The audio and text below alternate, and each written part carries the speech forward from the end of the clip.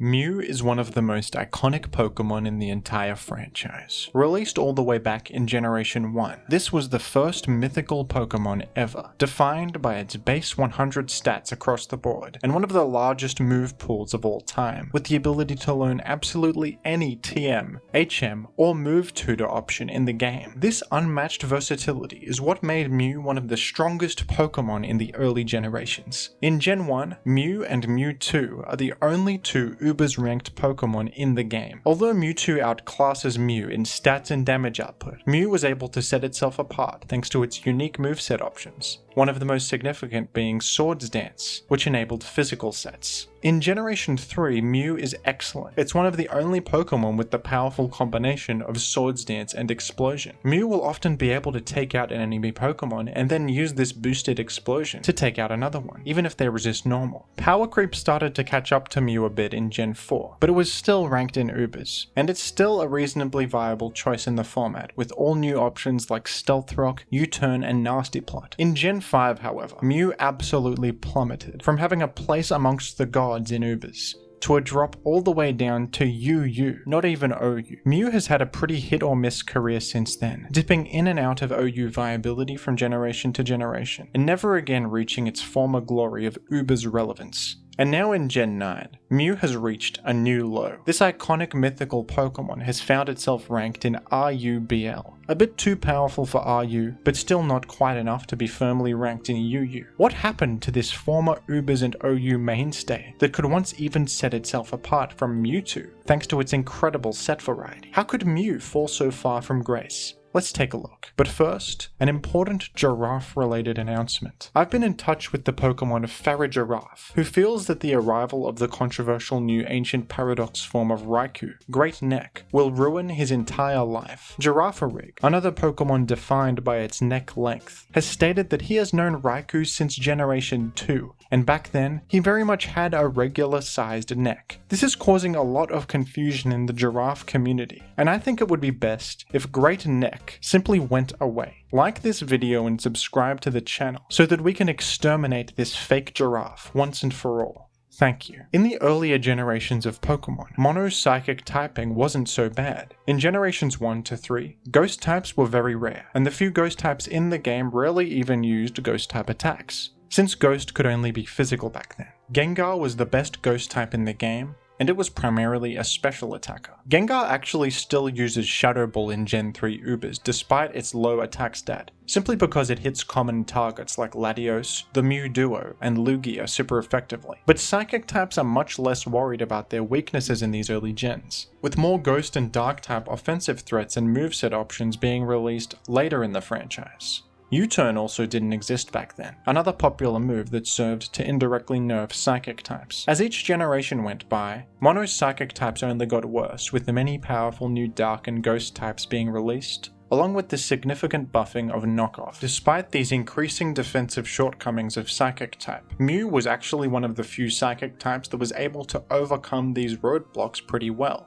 It was a viable choice in Gen 6 OU, and despite being ranked UU in Gen 7, it's still a usable Pokemon in the OU format thanks to its great utility move pool with immediate healing, Stealth Rock and Defog, Will-O-Wisp, and just about every coverage move in the world. Mew also had a signature Z move in Generation 7, Genesis Supernova, which was a massive 185 base power Psychic type attack that also set Psychic terrain on the field for 5 turns. This unique Z move could be used to enable certain hyper offense strategies, and in Gen 8, Mew saw more success than it had seen in years, with Pursuit completely removed from the game in Gen 8, allowing it a lot more breathing room, and even moveset buffs with significant new options like Spikes, Cosmic Power, Stored Power, and Body Press. Mew was ranked in OU once again, and was a pretty solid choice. It even had a niche in Ubers again, thanks to another new option, Misty Explosion. Mew could be used as a hazard-setting lead on aggressive teams with this new option, to deal some damage on the way out, removing itself from the field and preventing the enemy from using Rapid Spin or Defog. So what happened to Mew in Gen 9? Why did it fall all the way down to RUBL? Gen 9 introduced a huge amount of moveset cuts, with previously common options like Defog, Toxic, and Knockoff, now being extremely scarce. And unfortunately, Mew is one of the absolute biggest victims of these moveset cuts. Mew was severely nerfed in Gen 9 and has lost some of its most important options that were helping it stay relevant throughout the years, most notably Defog and Softboiled. Mew no longer has any form of immediate healing, and this Pokemon, once defined by its versatility and vast options,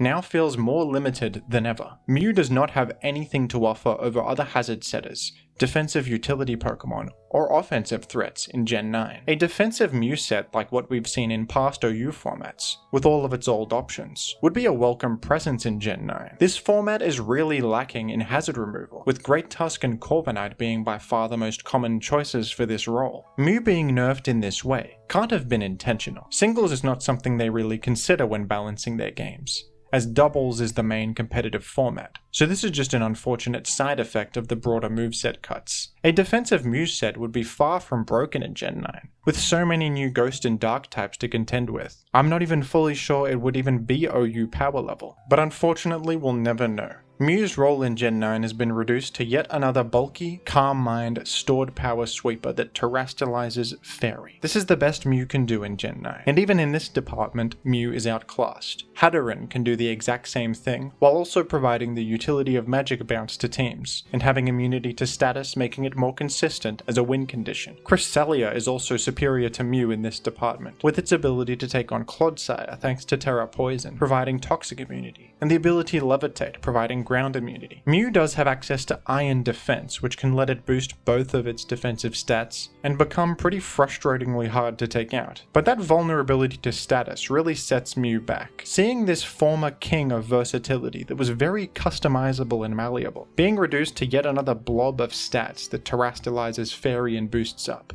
is a little bit disappointing. I think that a lot of the moveset cuts in Gen 9 were a good thing. Options like Knockoff and Scald were very powerful and really dominated the competitive singles metagame, and I'm glad that they've now been made more scarce. But I think that they went a bit overboard with Defog in particular. The lack of hazard removal in Gen 9 is a bit of a problem, and I don't really understand why Mew needed to lose Softboiled as well. They already nerfed healing moves to 8 PP in Gen 9. Removing Mew's reliable healing option seems a bit excessive to me. I know that these changes were probably not made with Mew's singles viability in mind at all, but it's still a shame. Mew is a classic Pokemon and one of my personal favorites. I love any Pokemon that can be used in many different ways, and Mew was once the premier example of that. Hopefully in a future generation, Mew can return to its former glory. But for now, Mew is at the absolute lowest point of its long Pokemon career. What do you think of Mew in Gen 9? Who's your favorite returning Pokemon to use in competitive singles? And what would you like me to talk about next? Let me know down below in the comments, and thank you for watching.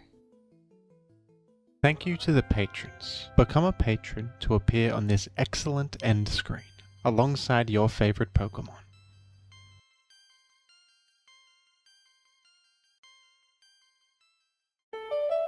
The money got different, cause of what I'm spending. The money got different, oh, it's cause of what I'm Megaphone! spending. Oh, The money KO got by different, one hit!